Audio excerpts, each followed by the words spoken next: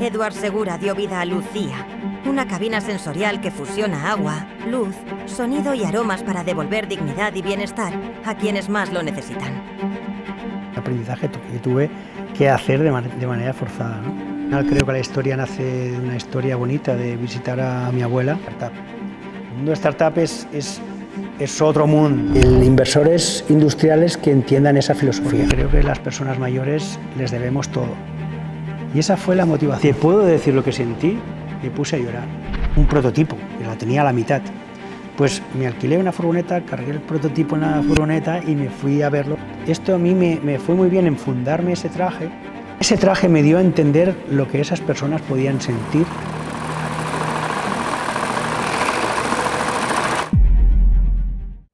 Muchas gracias, Edu, por estar hoy con nosotros. Principalmente vamos a hablar de dos proyectos, dos retos que has emprendido a lo largo de muchos años. Recientemente has estado con Isensi y antes estuviste con Labakan.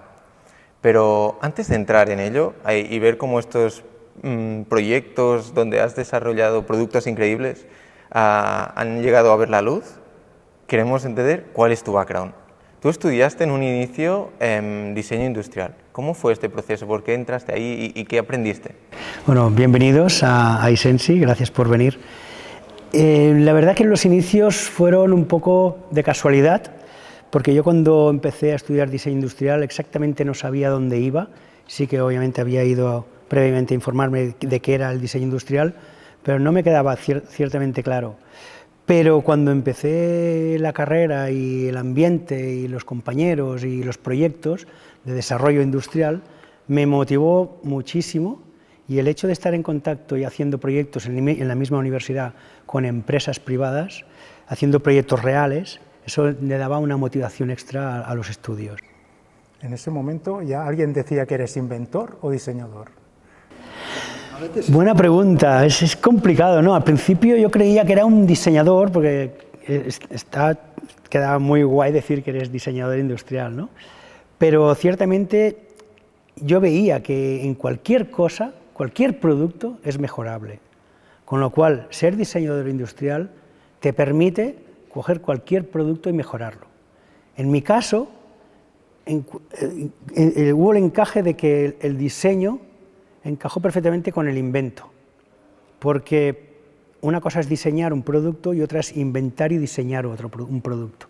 Entonces, estos proyectos míos me han dado la oportunidad de hacer ambas cosas, con lo cual el aprendizaje ha sido tremendamente enorme, ¿no? En mi caso personal, porque no solo piensas en una idea, la tienes que crear, la tienes que dibujar, la tienes que desarrollar, plasmar, tienes que conseguir dinero para desarrollarla, tienes que fabricarla, con todo el riesgo industrial que supone, pero cuando ves que poco a poco vas haciendo camino, pues bueno, la satisfacción es muchísimo, ¿no? Ciertamente, también te digo que a día de hoy, si volviera para atrás, me daría la oportunidad de hacer las cosas a lo mejor totalmente diferentes, pero ahí está el aprendizaje. Pues vamos a entrar y ver cómo llegaste a todos estos aprendizajes que nos dices. Con solo 27 años, y no sé si sería el 99 o algo así, sí. Montaste Labakan. Sí. ¿En qué consistía en ese momento el reto que te planteaste? Bueno, la verdad es que en casa siempre habíamos tenido mascotas y cuando lo teníamos que lavar en la bañera, el perrito siempre se escapaba y se iba corriendo por el sofá, lo dejaba todo pringadísimo, ¿no? Entonces se nos ocurrió la idea, una idea también con ayuda familiar, de hacer un sistema, una cabina, pues para hacer la higiene de las mascotas de manera más sencilla. Y fue cuando empezamos, gracias a un taller propio de familiar, pues ahí es donde pudimos hacer unos prototipos, que esos prototipos los llevamos a una feria y fue tanto el revuelo que formamos que vimos que podría ser una oportunidad de negocio. Entonces a partir de ahí nos fuimos a una feria internacional, a Alemania, y ahí pues bueno, incluso las televisiones se hicieron eco y tuvimos que ir a unas cuantas televisiones por el mundo, que eso ya nos dio mucha publicidad gratuita, que con una empresa tan pequeña que empieza, pues todo eso nos viene muy bien. Vamos a entrar paso a paso en ese proceso. ¿Cuál fue la necesidad que tú detectaste y que creías que podías cubrir? De acuerdo. Básicamente, los que tienen perro, ya sea pequeño, grande o mediano, pero normalmente hay que lavarlos con una cierta frecuencia. Entonces hay dos maneras, o lo lavas en casa o lo llevas a las peluquerías caninas, ¿no? Entonces en casa pues no todos los baños están preparados para hacerlo, entonces la gente opta por llevarlos a la peluquería, pero depende de qué perros, pues el coste es muy alto porque hay una persona que está haciendo ese servicio, ¿no? Entonces, si quieres tener el perro bien, pues o lo haces tú o lo llevas o pagas por el servicio. Entonces ahí quisimos hacer esta herramienta para facilitar esa labor, y es de ahí que nació la idea de Lavacán. Entonces, creando esta cabina, conseguimos pues venderla en muchos sitios, muchas peluquerías, veterinarias también. Vale. Es decir, esta cabina no era para el usuario final, para el propietario del perro, sino que estaba centrada en los negocios que hacen el lavado de las mascotas, ¿no? Lo tenían ahí y entonces tú ibas con tu mascota y lavaban al perro. Correcto, correcto. En una fase inicial, el primer prototipo, ¿cómo desarrollaste, primero cómo desarrollaste un briefing para entender qué características debía tener ese prototipo y después cómo desarrollaste ese prototipo? Muy bien. Gracias a la universidad, ¿no? A la carrera, nos enseñaron la metodología precisa para definir todos los puntos necesarios a la hora de desarrollar un proyecto. Tanto de manera ordenada en qué fases hay que hacer y que ejecutar y en qué tiempo cronológico. Entonces es importante esta fase del diseño prestarle mucha atención, porque lo que defines ahí es lo que tiene que acabar siendo el proyecto, ¿no? Sí que es cierto que hay una fase creativa, que después de diseñar este briefing es cuando elaboras las ideas mediante sketch, mediante dibujo, y ahí vas plasmando cómo quieres que sea eso, ¿no? Entonces había ciertas necesidades, como por ejemplo una electrónica que controlara todo el equipo, había un tema técnico de cómo desarrollar los pulverizadores de agua, cómo mezclar el jabón, cómo hacer el secado, que es la parte más sofisticada y complicada, cómo había que recircular el aire para que se creara el flujo preciso para poder hacer el secado también. O sea, había ciertas cosas técnicas que había que considerar, que eso luego, pues a la hora de hacer el prototipo, salen. Entonces el prototipo sí que es cierto que vas tocando cosas para al final acabar definiendo lo que es el producto. No obstante, siempre digo lo mismo, todo es mejorable, con lo cual cualquier proyecto si realmente funciona, tiene que ser capaz de evolucionar su vida para ir mejorando con el tiempo. ¿Cómo se llamaba el perro? Jai. Jai en vasco significa alegría. ¿Y lo tuvisteis como piloto, él, para testear? ¿O? Sí. Era el perro más limpio del pueblo, ¿no? Exacto. Sí que es cierto que también lo probamos todos nosotros, pero la verdad es que la sensación era curiosa, ¿no? Y sí, nuestros perritos de casa, pues obviamente tuvieron que pasar todos por el túnel. En ese momento, ¿con qué equipo y con qué recursos contabas para poder desarrollar todo esto? Sí, como he comentado antes, tenemos una empresa familiar de construcciones electromecánicas, y ahí fue cuando realmente tuvimos el espacio, las personas, los técnicos que me ayudaron a desarrollar esta idea. Vale. Construyes un primer prototipo y hay que validar la demanda, ¿no? Hay que validar primero que funciona con tu propio perro, con los perros de los amigos, imagino, pero después también que la gente lo quiere. ¿Cómo fue este proceso de llevar las primeras unidades al mercado? Mira, muy buena pregunta, porque es que esto es precisamente lo contrario, hicimos lo contrario de lo que hay que hacer. Primero hay que ver la demanda, hay que ver que hay una demanda que estaría dispuesta a pagar por la solución, ¿no? No al revés, no hacer una cosa y luego esperar que te lo compren, porque esa fase fue muy complicada. Estuve 6 meses luchando muy duro para intentar vender estos equipos, pero al ser una cosa tan innovadora y tan rompedora, no todo el mundo está preparado para aceptar esos cambios. Entonces es un cambio radical que tú estás ofreciendo de una manera tradicional que se ha hecho toda la vida. Entonces cuando vienes con algo tan disruptivo, algo tan diferente, puede ser que te lo compren, puede ser que no. Entonces ahí está una de las cosas que habría que hacer diferentes, ¿no? Es decir, primero hay que testear el mercado, pues ya bien sea con encuestas, ver el precio que estarían dispuestos a pagar por el servicio, por la oferta. Entonces cuando realmente tienes esa información es cuando ya defines el target de precios, cómo tiene que ser el producto, no a la inversa, ¿no? Entonces ese es uno de los grandes aprendizajes que hice en su día. Tal vez os anticipasteis al boom de las mascotas, ¿no? Sí, totalmente, porque en ese año, en el 99, tampoco no era lo que es ahora, con lo cual fue muy rompedor en esos tiempos, con lo cual de ahí fue parte de nuestro éxito también. El hecho de lanzar al mercado una cosa tan innovadora, pues el hecho de que fuéramos a varias ferias a presentarlo, ferias del sector, pues fue como todo el mundo se paraba en nuestro stand y también estábamos con las cabinas haciéndolas servir, con lo cual la gente estaba alucinada. Y de ahí que se hicieron eco las diferentes televisiones, no solo de España, sino a nivel internacional, y que ya nos catapultó para exportar desde el principio. O sea, aquí vendimos, obviamente, pero ya desde el inicio, pues ya nuestro mercado principal fue Japón. Entonces ahí realmente fue una experiencia con 27 años, que no hablaba inglés siquiera, con lo cual para mí fue un aprendizaje a marchas forzadas. Y el hecho de estar en contacto con empresas multinacionales enormes, que bueno, pues que ahí está realmente el aprendizaje que tuve que hacer de manera forzada, ¿no?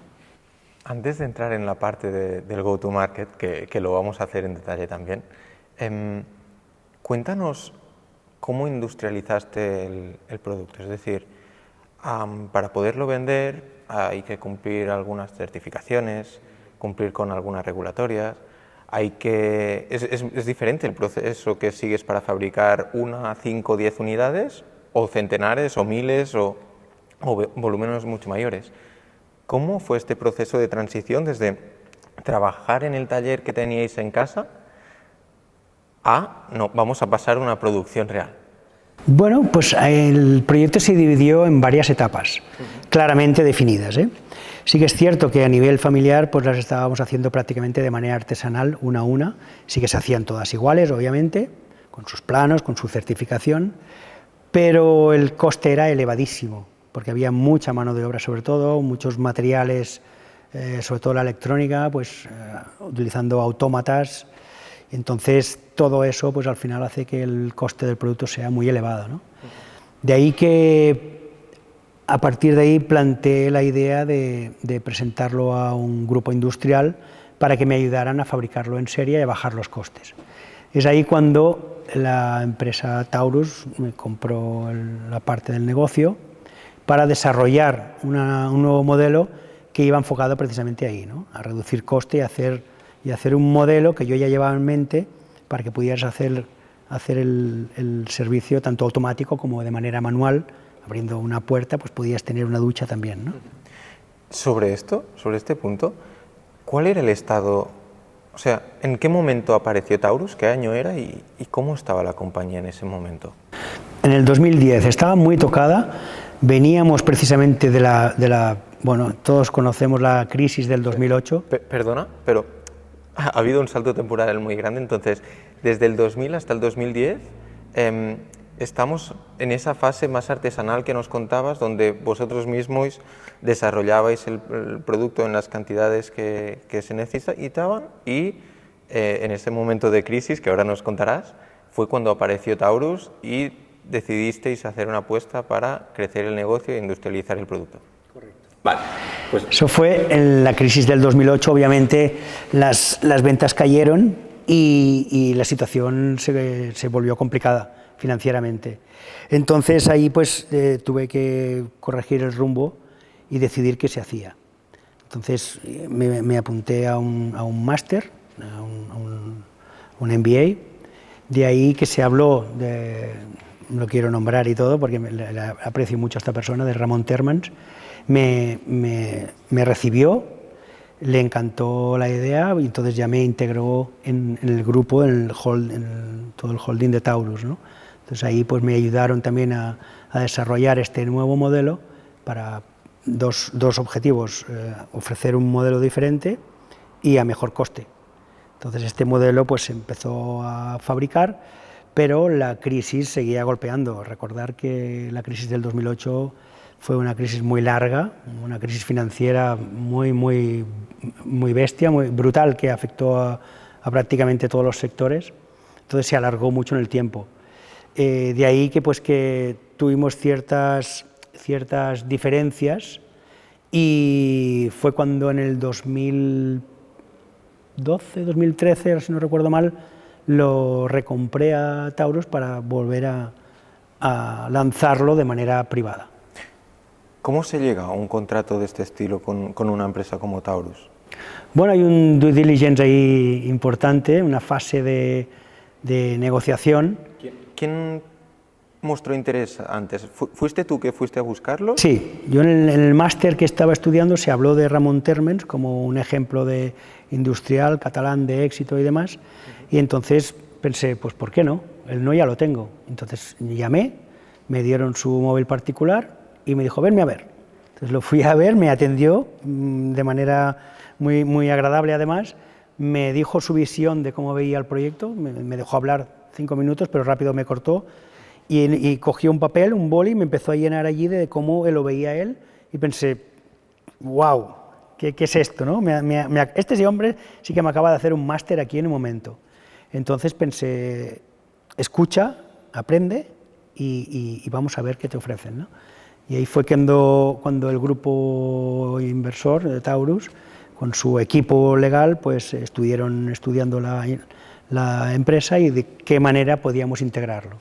De ahí fue pues cuando pasé a formar parte del grupo Taurus. ¿Y qué parte de la compañía adquirió Taurus, si se puede decir, un porcentaje? Casi ni me acuerdo, pero mira, no te sé decir, no sé si era el 25%. ¿Seguías teniendo tú el control? Yo creo que tenía la mayoría, no me acuerdo porque hace unos cuantos años ya, pero bueno, creo que sí, que tenía yo la mayoría, no recuerdo, tendría que mirar los estatutos de entonces, pero bueno. ¿Y cómo te ayudó estos años con Taurus para impulsar el negocio? ¿Qué cambios viste? ¿Cómo te ayudó a crear más volumen de producto, abrir mercados? Respecto al MBA que hiciste, ¿es una experiencia que recomiendas o por lo contrario? Hay opiniones muy diversas aquí. ¿Cuál es la tuya? Tengo mi propio criterio, pero prefiero quedarme con la idea que yo que quería hacer ese MBA al inicio, y es que como diseñador industrial veía que durante todo este tiempo a nivel dirigiendo la empresa a nivel industrial me faltaban conocimientos más de corporate, de finanzas. Hay ciertos aspectos que no se tocan en la carrera de diseño industrial y que son importantísimos para poder entender y dirigir una empresa. Entonces, de ahí el motivo por el que quise hacer este MBA. Vale. Y con este conocimiento, o por lo menos después de este proceso, fuiste cuando tuviste la iniciativa de ir a buscar a Taurus, a presentarte ahí, y ¿cuál fue la conversación? ¿Qué es lo que pasó? Pues sí, ahí se juntaron dos factores, ¿no? El factor creativo mío, ¿no? La idea de llevar este sueño a la realidad, y por otro lado, de que entrar en contacto con un empresario de éxito para contaminarme, para contagiarme, para influenciarme, diría mejor, de esa manera de dirigir el corporate, la industria, ¿no? La empresa. Entonces pensé que una persona de este nivel, empresario de éxito, pues podría ayudarme de manera más rápida a hacer este MBA, ¿no? Este caso práctico de MBA que al final es la realidad. Y eso es realmente donde aprendes. De ahí que decía que tengo mi versión acerca de los MBAs, pero donde realmente aprendes es trabajando, ¿no? Te arremangas y escuchas y escuchas y aprendes de los demás. Y en ese momento Taurus entró como socio de Lavacán para ayudarte en todo el proceso de industrialización. ¿Cómo te ayudó a lo largo de estos años en los que trabajasteis juntos? Muy bien, tengo dos versiones, que de ahí un poco la ruptura, ¿no? Pero me ayudaron obviamente a desarrollar el proyecto, me ayudaron a entender cómo funciona una empresa de éxito como Taurus, pero también me ayudó a entender qué es lo que yo no quería hacer. Y es precisamente a lo que me abogó el hecho de ir de la mano de una empresa como esta, ¿no? De que hay cosas que yo las haría diferentes. Entonces, es cuando se crean ciertas fricciones de los cuales tú no... Obviamente, pues, al final es un matrimonio, ¿no? Y tienes que llevarte bien con esa pareja. Pero si realmente hay maneras de pensar diferentes, o te han dicho una cosa que luego se produce otra, ciertos aspectos que hicieron pues que mi interés fuera por otros derroteros. Y es por eso que propuse la idea de salir. Entonces, pues bueno, la relación el trato fue exquisito, o sea, se portaron genial conmigo, con lo cual solo puedo estar agradecido. Y posteriormente recompraste las participaciones que tenían ellos y seguiste tú con ese camino. Correcto. ¿Qué pasó después? O sea, ¿estabas vendiendo en cuántos países en ese momento? Bueno, pues estábamos ya estábamos en América, estábamos en Asia y en Europa básicamente. En Australia y Nueva Zelanda se había vendido alguna cosa, India también, pero bueno, llegó un punto en el que estaba fatigado, estaba sin energía. Entonces se cruzaron los caminos. Se cruzaron los caminos del hecho de que ahí en ese punto es cuando visitaba a mi abuela en la residencia, donde se me creó cierta inquietud para mejorar la vida de las personas, de qué podía hacer, ¿no? a nivel personal, con el conocimiento que yo había adquirido en todos estos años, qué podía hacer. Entonces, cuando se me ocurrió la idea de crear la cabina Lucía, Lucía es el nombre de mi abuela, ¿no? De ahí, y de mi hija también, que se llama Lucía, un poco mirando el pasado y mirando el futuro, ¿no? en nombre de las dos. Pero fue ahí donde realmente tuve claro lo que quería hacer. Ahí es donde me sentí yo realizado. Para entender la situación, en 2013 más o menos fue cuando saliste de la colaboración con Taurus. En 2017 fue la visita a tu abuela. No, fue antes. Fue antes. Fue sobre el 2013, 2012, 2013. Y ahí es cuando ya se me empezó a crear un poco la inquietud. Pero pasaron varios años donde yo estuve todavía con el proyecto de Lavacán, pero que ya empezaba a estar fatigado. Entramos en ese punto. Llevabas más de 15 años con el proyecto de Lavacán, desde el 99, ¿no? Hemos dicho, hasta el 2013-14 que estamos en ese punto. Es normal, o sea, además eras emprendedor en solitario, no tenías socios, bueno, habías colaborado con diferentes empresas por el camino, pero no tenías socios. ¿Cómo es ese proceso? A nivel vital también, nosotros vamos evolucionando. ¿Cómo lo viviste a nivel de motivación, de ambición a lo largo de los años y cómo estabas en ese punto? En cuanto a la parte más emocional y de ambición, de motivación por el proyecto. ¿Cómo fue evolucionando esto? Realmente ahí fue donde me descubrí. Me descubrí realmente como persona a lo más íntimo de mí, porque al final creo que la historia nace de una historia bonita de visitar a mi abuela y me hizo replantearme la vida por completo. O sea, de decir, ¿qué estoy haciendo? ¿Estoy haciendo realmente lo que yo quiero? Y eso me lo hizo replantear todo, pero sin mirar atrás, decidí deshacerme del antiguo proyecto de Labacan, porque realmente lo que me quería dedicar era a las personas. ¿Y qué pasó con ese proyecto? Cuando dices me deshice, ¿qué significa? ¿Pudiste vender la compañía? ¿Qué pasó? Sí, fue curioso porque en una época muy...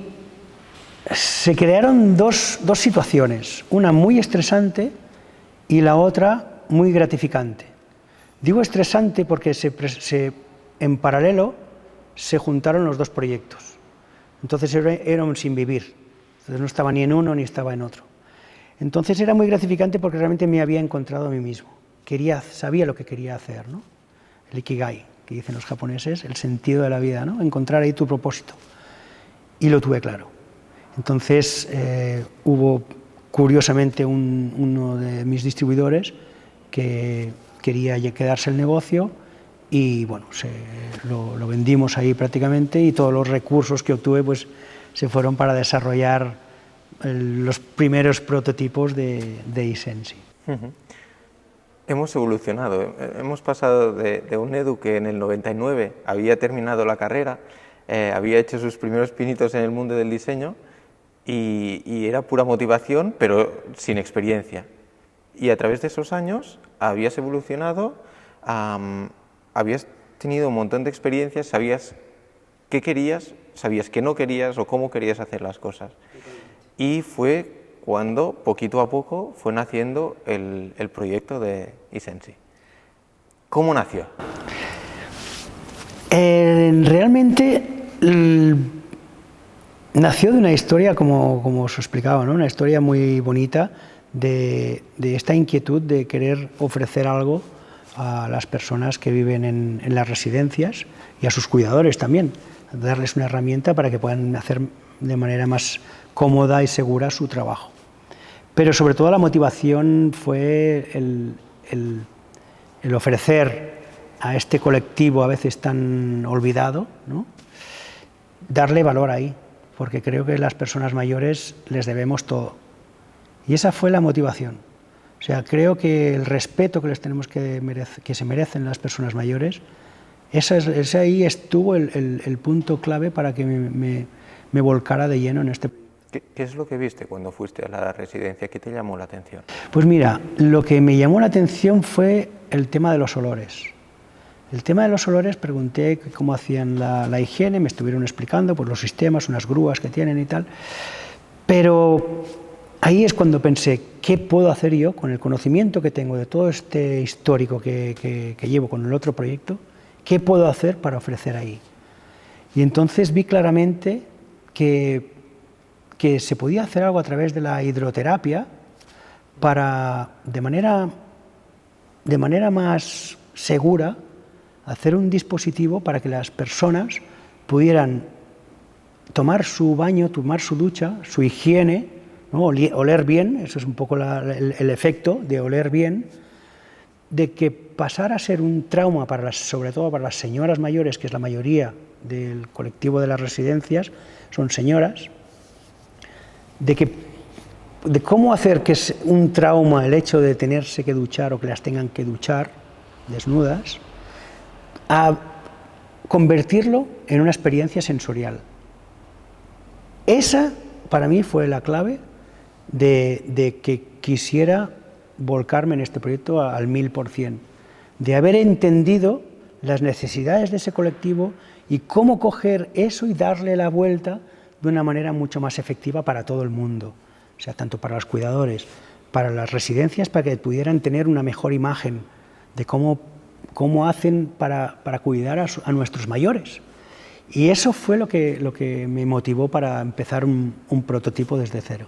Cuando habías detectado esta necesidad y tenías claro cuál era el problema que querías resolver, ¿cuál fue la propuesta de valor que planteaste? ¿Cómo era el briefing que definiste para después poder desarrollar ese primer prototipo? Sí, realmente tengo una libreta llena de dibujos, llena de anotaciones, que la guardo con mucho cariño, porque realmente fueron los inicios de esa idea, ¿no? Al final los dibujos eran muy básicos, parecía que los podría haber hecho cualquier niño, ¿no? Pero a nivel conceptual me ayudaba a definir qué es lo que quería hacer. Y prácticamente me planteé desde el inicio la seguridad y comodidad de la persona. Entonces tenía claro que la posición tenía que ser una posición como si estuvieras en una peluquería cuando te lavan la cabeza, que bueno, pues en cierta manera estás cómodo, ¿no? Ese era un poco el efecto que tenía que crear. Pero claro, las personas mayores, hay ciertas personas que tienen movilidad muy reducida. Entonces, ¿cómo resuelvo eso también, ¿no? Entonces, hemos hecho pues que hice unas guías para que la silla interior donde se sienta la persona pudiera desplazarse para que pudieras hacer la transferencia de esa persona. Una silla que te permitiera hacer un movimiento muy suave con un control, ¿no? Pues todos esos aspectos fueron los que fui definiendo al principio. Esto es un MVP, ¿no? Un poco. Sí, totalmente. Ese primer prototipo lo probé yo, eran 4 chapas, o sea, era un plato de ducha, una caja, una silla, y fui haciendo diferentes inventos con diferentes ventiladores, porque también para hacer el secado de la persona, ¿no? Entonces, ese primer prototipo lo probé yo, obviamente no lo podía llevar a ningún sitio porque eran 4 chapas, y me sirvió para entender exactamente cómo visualizaba el producto. Porque, Edu, ¿dónde te localizamos en ese momento? Antes habías trabajado con la empresa familiar, pero ahora, ¿dónde prototipas? ¿Dónde estás? Estaba precisamente en el taller familiar, que en las pruebas, pues bueno, hacía unas inundaciones tremendas, ¿no? Salía agua por todos sitios. Estuve con la fregona, que vamos, la fregona la tuve que cambiar 4 veces. Me sirvió también para poder hacer el prototipo ahí. Tenía herramientas, tenía cierto espacio que pude utilizar para hacer este primer prototipo. ¿Y este primer prototipo te sirvió para validar la viabilidad técnica o para qué lo utilizaste? Lo utilicé por dos cosas. ¿Ver que no estabas loco, primera? Bueno, o menos loco. No, me sirvió para 2 cosas. Para ver que el efecto del agua que provocaba en el cuerpo y luego el efecto del aire. También, si quería secar el cuerpo, tenía que entender cómo tenía que hacer ese proceso, porque es harto complicado el hecho de que una persona desnuda, mojada, le tiras aire y es hasta molestoso. Entonces era entender cómo tenía que ser eso, ¿no? Ahí es cuando entró un variador de frecuencia, entró unas resistencias para calentar el aire, para cuando la persona recibiera esa ola de aire, pues que fuera ya una temperatura controlada, y ahí es donde estuvo técnicamente el objetivo, el reto, ¿no? Pero bueno, este primer prototipo me sirvió, funcionó bien, y me dio alas para iniciar un segundo prototipo, que este segundo prototipo ya estuvo más detallado, que incluso lo probé en 2 residencias, que les interesó probarlo, y lo hicimos, obviamente, yo primero, para demostrar que realmente pues, que era totalmente viable y seguro, y segundo, pues con personas que lo quisieron probar de manera voluntaria.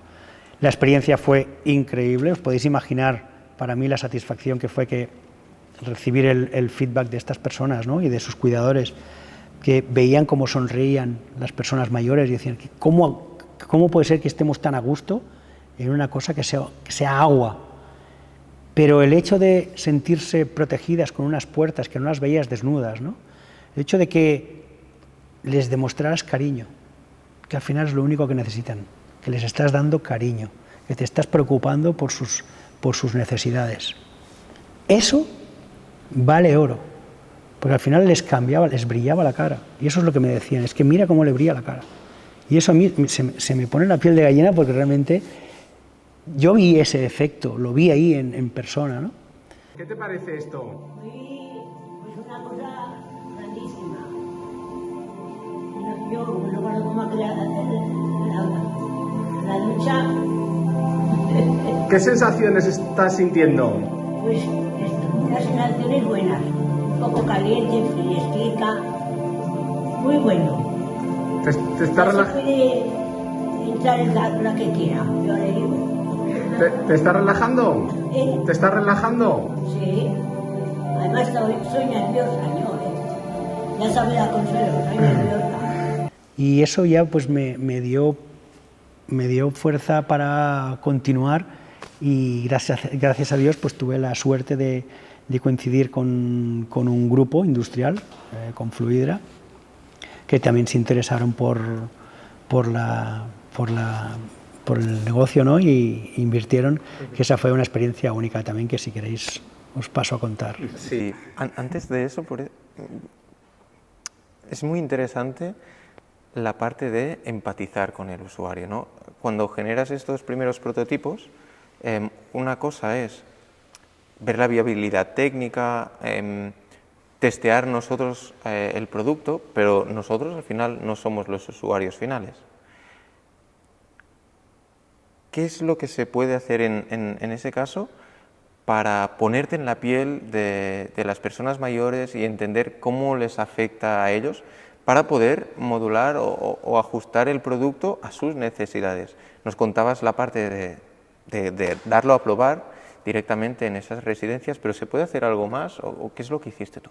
Sí, en mi caso personal tuve la coincidencia, la suerte de encontrarme, ¿no? en el sector con una persona, un Stefan, se llama Stefan Biel, que él lleva un traje, ¿no? se ocupa alquila un traje, que ese traje es curioso porque te permite limitar todos tus movimientos y todos tus sentidos.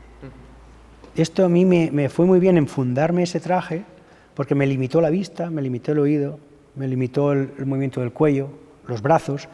Este acto de sentarme, que nosotros podemos hacer de manera tan fácil, una persona mayor no puede hacer eso porque ya no tiene fuerza en las piernas, entonces se deja caer. Ese traje me dio a entender lo que esas personas podían sentir con el simple hecho de sentarse en un sillón, de cómo les puede costar levantarse de un sillón. Entonces, para mí fue clave entender eso y luego poder hacer de este primer prototipo, pasar a hacer un diseño mucho más acurado, mucho más definido para resolver esos problemas de movilidad que puedan tener esas personas mayores. Luego también me sirvió el hecho de contar con estas dos residencias y sobre todo, repito, que es muy importante escuchar. A mí me costó mucho entender el escuchar porque yo no escuchaba, pero bueno, en este caso, en este proceso, tuve la gran suerte de contactar con Nuria Piqué, que es una directora de centros, quien me invitó a formar parte de poder probar este prototipo en sus residencias y que su equipo técnico me diera feedback de cómo veían el producto. Entonces para mí fue clave escuchar, porque entendí que lo de la higiene estaba muy bien, que lo resolvía, pero que podía llevar el producto hacia todo el tema de estimulación cognitiva, porque las personas mayores, desgraciadamente, llegan a las residencias con un deterioro cognitivo muy, muy severo. Entonces es ahí donde realmente hay mucho por hacer. Entonces, la manera de poder ayudar a ese colectivo es con todo el tema de estimulación multisensorial, ¿no? De ahí que la empresa se llame iSensi, que en italiano significa los sentidos. A través de los sentidos, pues el sentido de la vista, del oído, del olfato y del tacto, esos 4 sentidos, cuando los trabajas de manera personalizada para cada usuario, de ahí obtienes una herramienta muy potente para hacer todo un tratamiento terapéutico para lo que quieras provocar en esa persona. Lo vas a querer estimular porque está decaída, lo vas a querer relajar porque sufre un Parkinson, sufre un Alzheimer, sufre un brote de ansiedad. Ahí hay mucho por trabajar también. Entonces, ya conocía, obviamente, me informé, hice un estudio de mercado que me sirvió para entender qué había en el mercado en cuanto a soluciones de este tipo. Conocí las salas Snoezelen, que son unas salas sensoriales que juegan un poco con lo mismo, pero bueno, yo lo quise llevar a otro nivel aportando también todo el tema de la hidroterapia. La hidroterapia, el agua a presión, aparte de que estimula el riego sanguíneo y mejora lo que es la circulación de la sangre, vimos con uno de los fisioterapeutas de este equipo técnico que me ayudó a desarrollar todo esto, vimos que el agua a presión a temperatura controlada a través de un goniómetro, que me costó horrores aprender esta palabra. Un goniómetro es un aparato que te permite medir la elasticidad de los músculos. Entonces vimos que con el uso de la cabina, midiendo la persona con el goniómetro antes y después de utilizar la cabina, las personas estaban mucho más relajadas. ¿Esto qué quiere decir? Que los músculos se les destensan, porque la persona se siente mucho más relajada. Te permite dormir mejor, te permite vestir mejor a esa persona, concilian el sueño mucho mejor, mucho más rápido, sin necesidad de sedantes. Ahí fue un antes y un después. Un día en concreto que me llamaron y me dijeron, mira, ha pasado esto y bueno, te lo dejamos ahí, ¿no? Al final creemos que es una experiencia bonita de que una señora con un brote de Alzheimer, un brote muy agresivo, pobre mujer, no quería ducharse en la ducha, obviamente, pero tampoco quería entrar en la cabina Lucía. Consiguieron que entrara, se durmió. No se durmió porque le coge se puede ver en un vídeo que la señora le coge la mano a la cuidadora, ¿no? Pero se sintió tan a gusto que la dejaron, le repitieron el ciclo porque la vieron tan relajada que le dejaron dos servicios, ¿no? dos programas. Ese servicio se lo hicieron antes de cenar. La señora cenó y se fue a dormir sin necesidad de sedantes. O sea, hay veces que se les tienen que dar tranquilizantes para que puedan conciliar el sueño. Ese día pasó que con la cabina habían conseguido que la señora estuviera tan relajada, no solo durante el servicio, sino que después cenó y luego ya se fue a dormir y concilió el sueño sin necesidad de sedantes. Eso fue un clic. ¿Y qué se siente en ese momento? Mira, ¿Qué sentiste? te puedo decir lo que sentí, me puse a llorar y me hizo replantearme la vida por completo. O sea, de decir, curar nada, ¿eh? No soy tan ingenuo, pero si podemos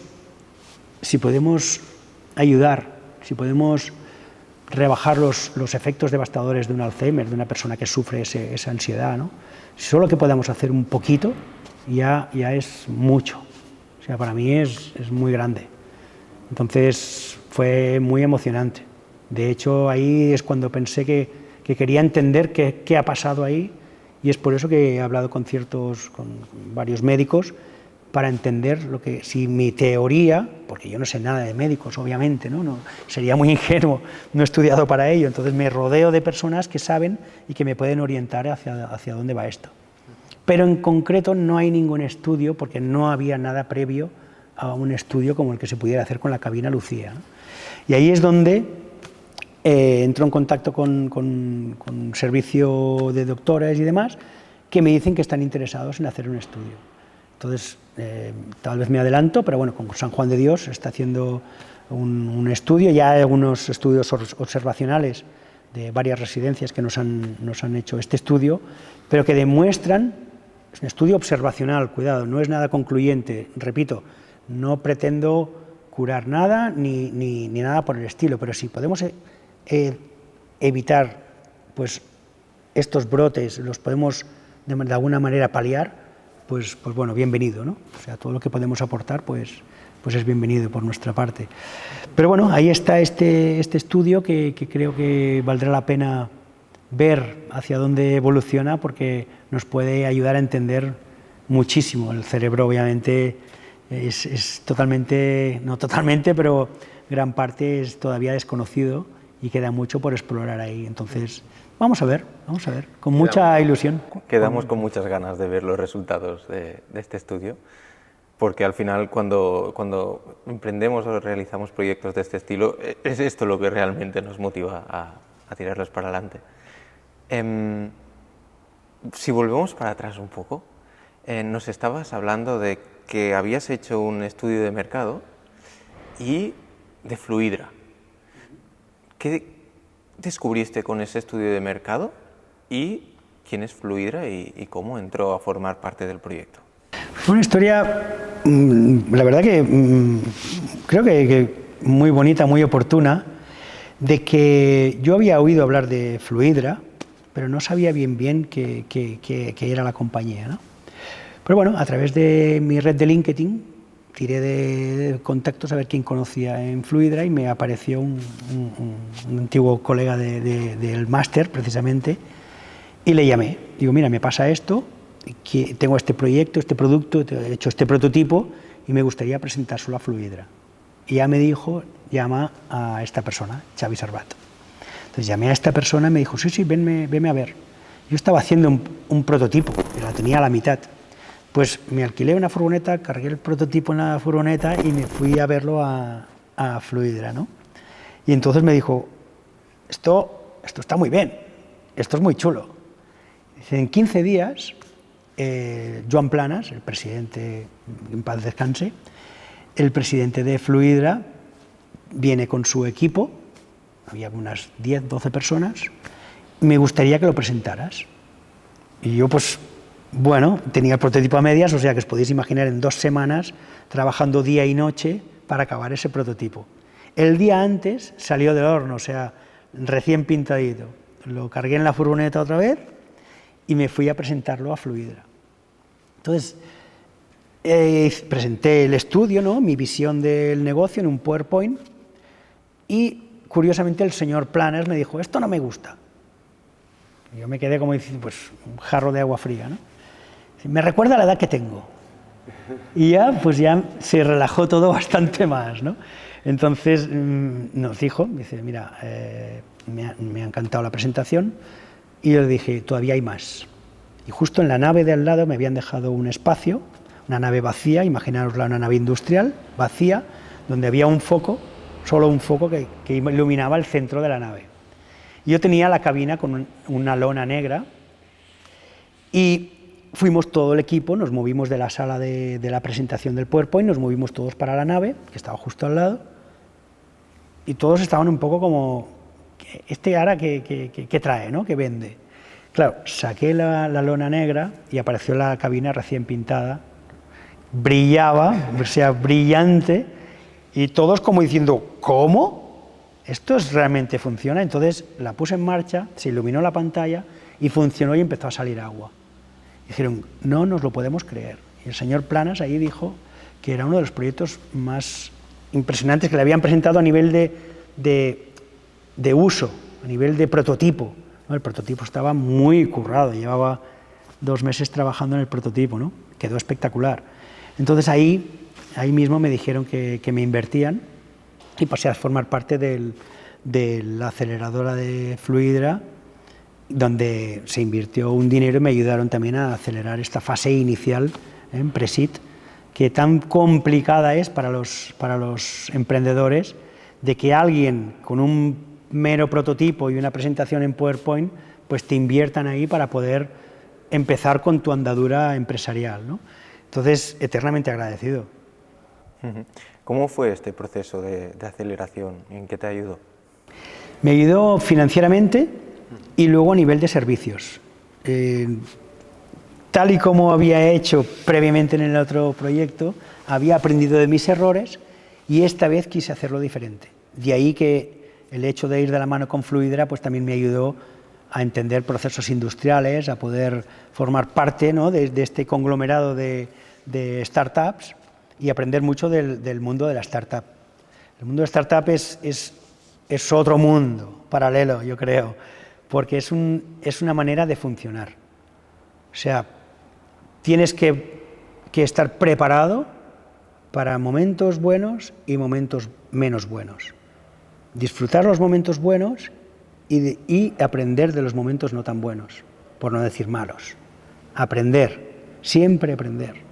Entonces ahí, bueno, el negocio, pues el desarrollo fue creciendo hasta que al final conseguimos hacer un MVP, ¿no?, unas primeras muestras ya definitivas. Es que en el 99 nadie hablaba de startups, aceleradoras, no existían, ¿no? Totalmente, totalmente. Es que por eso digo que es una cultura, una nueva cultura empresarial que gracias a Dios no todo el mundo está preparado o vale para ello, ¿no? Entonces sí que tienes que tener un cierto grado de permisivo para que otras personas te orienten o te ayuden a entender o a dirigir todo eso que tienes, ¿no? Pero no siempre hay que dejar hacer caso porque también me han pasado cosas que no he deseado. O sea, personas que te dejas orientar porque crees que saben más que tú, pero resulta que luego se gira en contra. Entonces, es complicado. Pero hay un tema que yo siempre digo que es la clave, y es: sigue tu lógica. Sigue tu lógica. Si va en contra de tu lógica, es que no tiene que ser. Y efectivamente, cuando vas en contra de tu lógica, es que te estampas. Entonces, la idea es que hagas caso de tu lógica, porque tú ya tienes una visión internamente. Tú lo has pensado durante tantas horas eso, hasta durmiendo lo piensas. ¿De cuántas veces me he despertado por la noche y tener que apuntar algo porque lo he soñado, y apuntarlo en un papel, y por la mañana digo, a ver qué he apuntado, y tomar esas notas, porque ese es el subconsciente que trabaja para ti, y eso es muy potente. Entonces, ¿te puedes equivocar? Obviamente te equivocas, por supuesto me he equivocado 1000 veces, ¿no? Pero ahí está el aprendizaje también, de cómo te vas haciendo como persona profesional, aprendiendo a base casi de tortazos, ¿no? Pero mira, gracias a Dios tengo la gran suerte de que todo ha ido cogiendo forma, todo ha ido en cierta manera evolucionando, que mañana uno no sabe.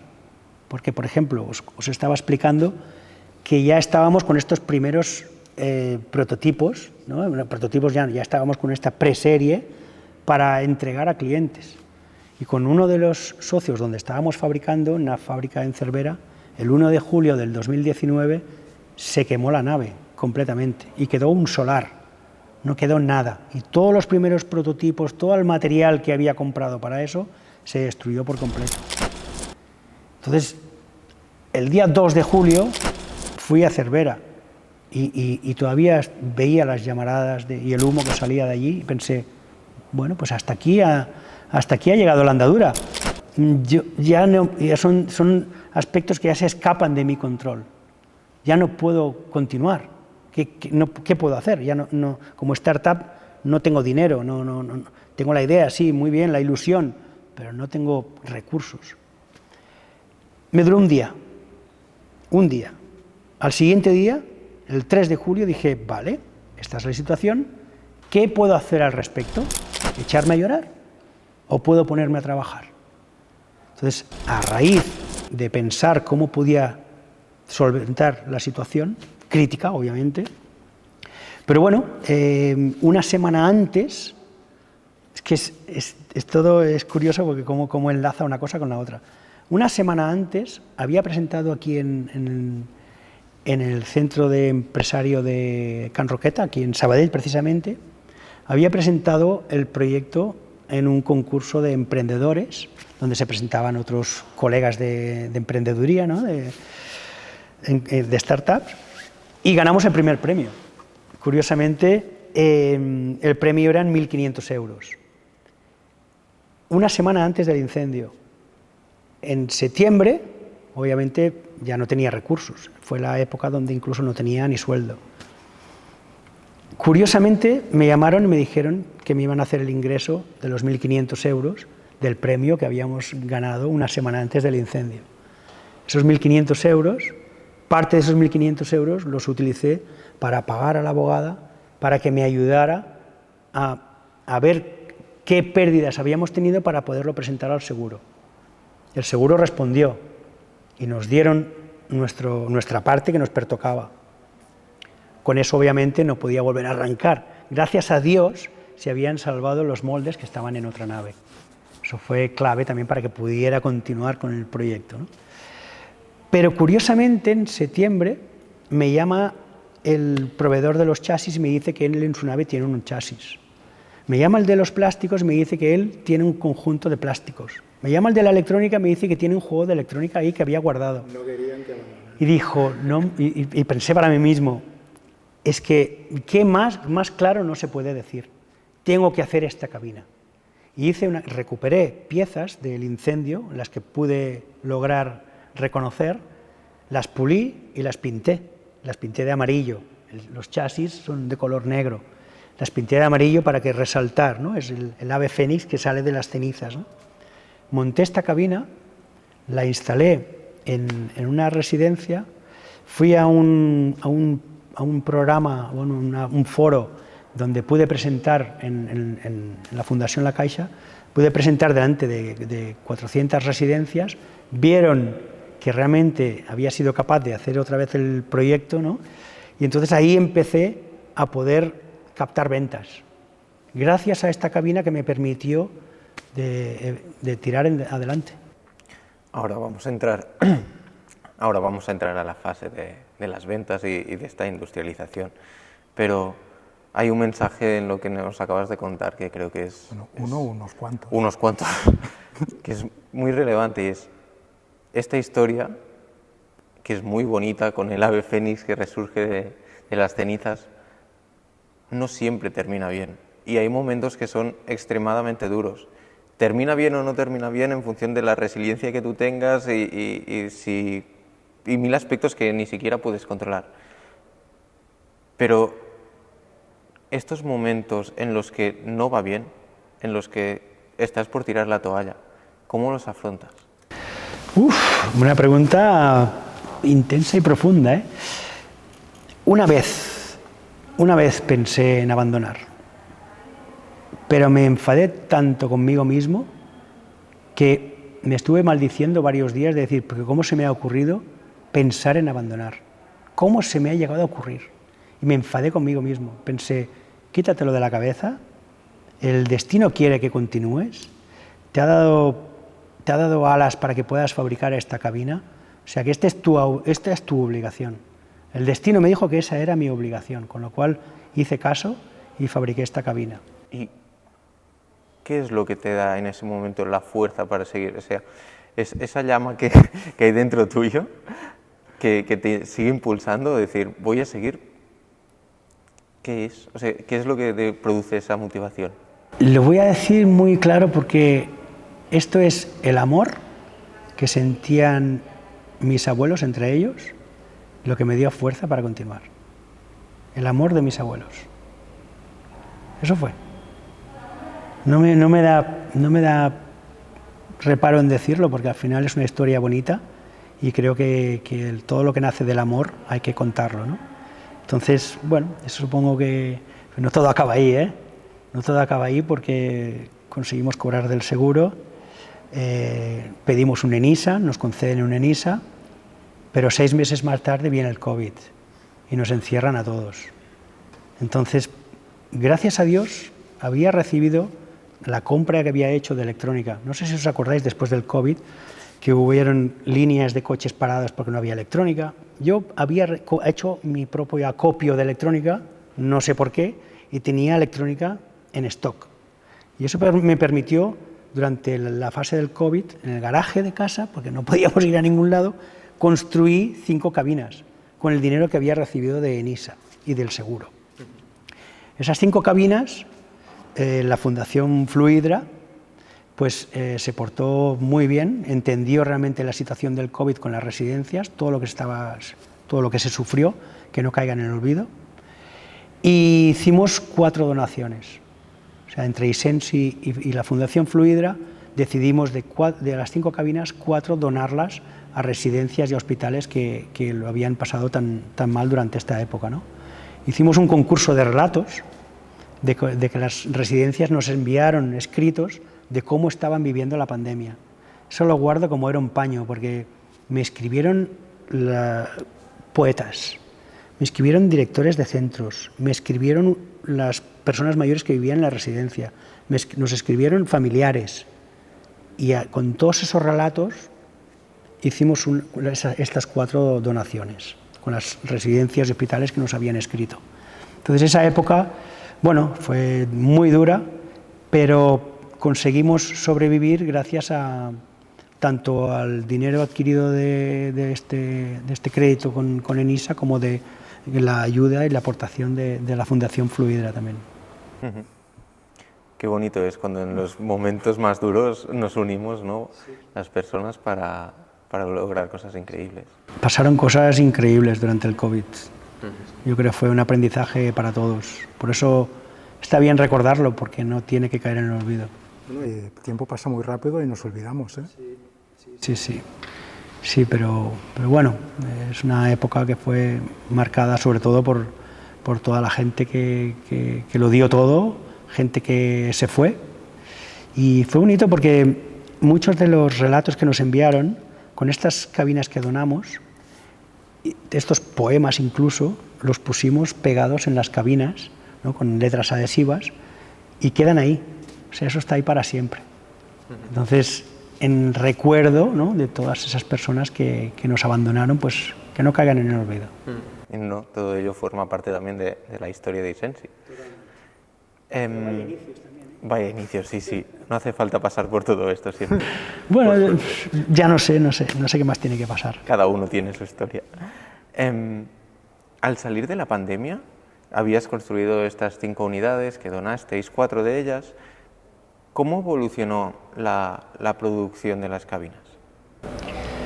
Bueno, luego hubo una fase donde todavía no estaba claro. Recordamos que el COVID fue en el 20, salimos prácticamente del 22, las residencias todavía pasaban por muy malos momentos todavía, se habían tenido muchas que refinanciar y demás. Fue una época muy dura para este sector, un golpeo muy duro, ¿no? Entonces, obviamente sufrí las consecuencias.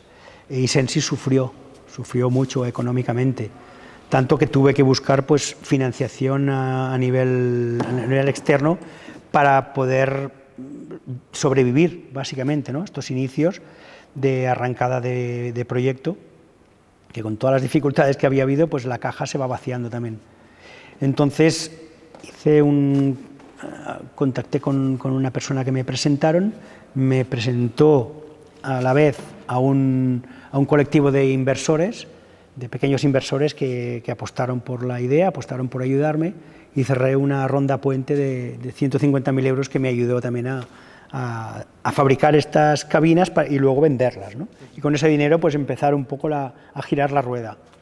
No fue suficiente, con tal que tuve que volver a levantar una segunda ronda, y el año pasado pues se cerró una ronda de 600.000 euros, que esto nos ha dado pie a hacer muchísimas cosas, ¿no? Tanto que estamos en esta nave tan bonita, ¿no?, que es donde estamos ahora, en nuestra sede. Nos sentimos ya como en casa, y que nos ha dado pie a evolucionar incluso el producto, mejorarlo y lanzar nuevas ideas, nuevos productos. Hay un tema importante que claramente las necesidades de una empresa tan joven pues te vas encontrando por el camino, entre ellas la financiera, ¿no? Y luego el tema también del equipo. Obviamente tenía claro que sin recursos económicos la empresa no puede, si no le echas gasolina al coche no anda, ¿no? Entonces la idea era conseguir recursos económicos para poder crecer en equipo. Sí que es cierto que cuando la fase económica ha estado muy limitada, he estado solo en esta andadura. No he podido apoyarme en más personas, ¿no?, que me ayuden a evolucionar esto, porque simplemente no me quería comer los recursos. Yo soy muy consciente de que los recursos son muy limitados cuando naces. Entonces, tenía claro que tenía que ir a por esta ronda más grande, y que al cerrarla ya me ha dado pie a poder contratar a personal, ¿no?, a poder evolucionar los productos. Cuando hablas de esta parte de contratar el personal, cuéntanos qué es lo que podéis hacer vosotros in-house y para qué partes del desarrollo, de la fabricación necesitáis a partners, a proveedores, y de qué estilos son. Sí, el hecho de subcontratar la fabricación a una empresa externa también me ayudó a no cargar la empresa de gastos fijos. Entonces, el tirar de externos, ¿no?, de personas que con buena fe pues quieren también ayudar a colaborar contigo, me han ayudado durante todo este proceso. Entonces, todo esto prácticamente estaba externalizado, hasta que he tenido recursos propios para poder decir, bueno, venga, a través obviamente de un consejo de administración que nos vamos apoyando y guiando para llevar esto a buen puerto, pues decidimos que era el momento para ya tener nuestra propia nave y ahora ya tener nuestro personal propio. Y ahora sí que formamos un equipo pues básicamente muy focalizado a la venta comercial, marketing comercial y obviamente fabricación. Ahora entraremos en la parte comercial y del go-to-market, pero antes siempre hablamos, porque es un problema real o algo súper importante en cualquier empresa, que es el equipo interno, ¿no? Cómo captamos el talento, cómo lo retenemos, cómo fomentamos una cultura empresarial, etcétera, etcétera. Pero también es muy importante escoger a los compañeros de camino adecuados, aunque no formen parte de tu compañía. Si contratamos a externos, por ejemplo, en el caso que nos contabas de alguien que te fabrique el producto, tienes que escoger a los compañeros de camino adecuados. ¿Cómo lo haces? Complicado, ¿eh? Es complicado, porque al final cada uno tiene sus intereses y gracias a Dios me he encontrado gente muy buena por el camino que me han ayudado pues a tirar esto para adelante, porque han sentido toda esta vibración de esta parte tan bonita del proyecto que les ha motivado a querer ayudar y colaborar. Con lo cual tengo que estar agradecido que las personas que han pasado por Isensi pues han dejado su huella y nada, agradecido. Lo que sí que el talento, ¿cómo lo encuentras? Pues es complicado, ¿eh? Es complicado.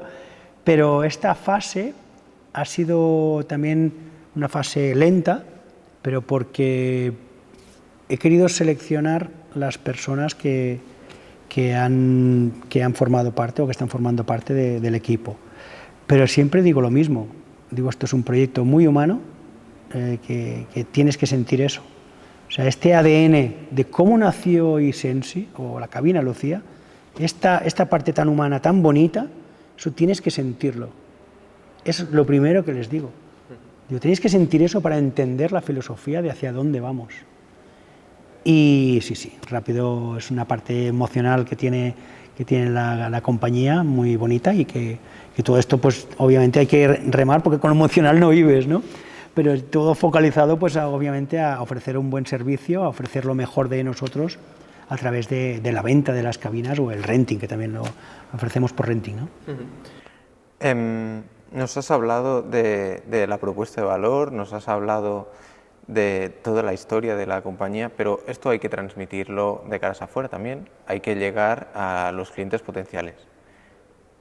¿Cómo lo hacéis? ¿Cómo es el proceso de comunicación, toda la parte de marketing de Isensi?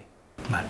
Aquí hay dos partes que tienes que vender, obviamente tienes que levantar capital, que es una cosa es vender el producto y otra es vender el concepto para conseguir capital que te permita hacer todo eso, ¿no? Son dos fases diferentes. Entonces, lo que es la fase de la ronda es una cosa y lo que es la venta de producto es otra.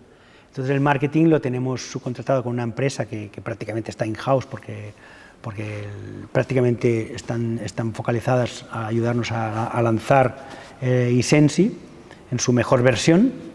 Entonces, bueno, pues yo tampoco no soy un experto de marketing, por eso lo he tenido tenemos que pagar porque nos lo ofrezcan, porque sinceramente nacen nuevas maneras de vender, nuevas maneras de hacer marketing, ¿no? De llegar al público, que yo precisamente estoy obsoleto, porque a mí las redes sociales pues tampoco no es que me motiven, ya por edad me coge supongo un poco ya mayor. De ahí que hay que tirar de expertos que entienden la manera de comunicar, la manera de llegar a los potenciales compradores y dejar trabajar, ¿no? Marcar una línea de trabajo que te presentan pues obviamente todo un plan de marketing para el año, para la evolución tanto de la sociedad como de ventas, porque al final lo que queremos es captar ventas a través de este marketing, ¿no? Entonces se hace un marketing muy quirúrgico. Vale. Nos hablabas de estos dos tipos de comunicación, ¿no? O de marketing, por decirlo de algún modo, la parte de comunicar y vender a los clientes potenciales o a los usuarios y la parte de comunicar el proyecto para inversores. En la parte externa de la compañía, por decirlo de algún modo, lo has subcontratado y delegado a un equipo experto en ello, pero donde sí que tienes experiencia es en la parte de comunicar el proyecto para poder levantar capital. ¿Qué comunicas? ¿Cómo lo haces? Bueno, el enfoque no varía mucho, ¿eh? No varía mucho porque al final, ¿de dónde nace la historia? Y eso es donde realmente está la parte bonita de este proyecto, donde realmente los inversores que han entrado es porque supongo que han visto esa parte más humana, ¿no? Y obviamente tiene que haber una rentabilidad detrás. O sea que el proyecto puede ser perfectamente bonito, pero si no hay una rentabilidad o no podemos ser capaces de hacerlo rentable, pues el inversor obviamente pues, se va a otros proyectos, ¿no? Entonces, yo lo que sí que procuro es ser siempre muy transparente y explicar siempre qué he hecho, dónde estoy y hacia dónde me gustaría ir. Entonces siempre es pasado, presente donde estamos hoy y qué queremos hacer. Gracias a Dios, el presente es bueno, tenemos una rentabilidad industrial muy interesante que nos permite llegar a estos inversores y captar su interés, ¿no? Porque ya hay un histórico de ventas detrás. Justo estos inversores que dices, en Venture Capital, en las fases que estamos, Business Angels y estamos en una fase más inicial, siempre hay una serie de informaciones que quieren oír, ¿no? Cuando el emprendedor hace un pitch, que es la presentación que hacemos delante de inversores, que nos dan pues 2 minutos, 3, 5, 10, dependiendo del foro donde estés, pero siempre quieren oír una serie de parámetros, características de la compañía. ¿Cuáles son y cómo las comunicas y qué peso le das a cada una de ellas? Bueno, una startup pasa por diferentes fases. Una fase inicial, ¿no? Una pre-seed, donde las necesidades son unas, donde obviamente no ofreces rentabilidad, donde los inversores pasan de ti. Yo tuve la suerte de que Fluidra me ayudó en esta fase, pero obviamente la mayoría de inversores quieren ver una rentabilidad ciertamente rápida. En este caso no había ventas, no había tracking todavía de ventas, con lo cual lo que podía ofrecer era lo que tengo, lo que he sido capaz de evolucionar, ¿no? Que es la cabina Lucía. O sea, en esta fase pre-seed, lo que ve un inversor potencial es el equipo, en este caso tú, que ya venías con... Bueno, tenías un background ya como emprendedor, tenías una experiencia, que esto es algo que se valora muchísimo, tenías un prototipo, bueno, dependiendo del momento, pero fuiste capaz de construir un prototipo funcional con recursos propios. ¿Qué más valoraron en ese punto? ¿Un propósito? Un propósito, un ikigai, ¿no? Un propósito de vida, una buena intención, una buena intención de querer hacer algo por los demás. Y un proyecto grande seguramente, porque un inversor, un business angel o un venture capital en una fase pre-seed asume un riesgo muy grande al entrar en una compañía. Esto más o menos lo sabemos todos, ¿no? Pero al asumir este riesgo, para diversificarlo, tienen que invertir en muchos proyectos diferentes.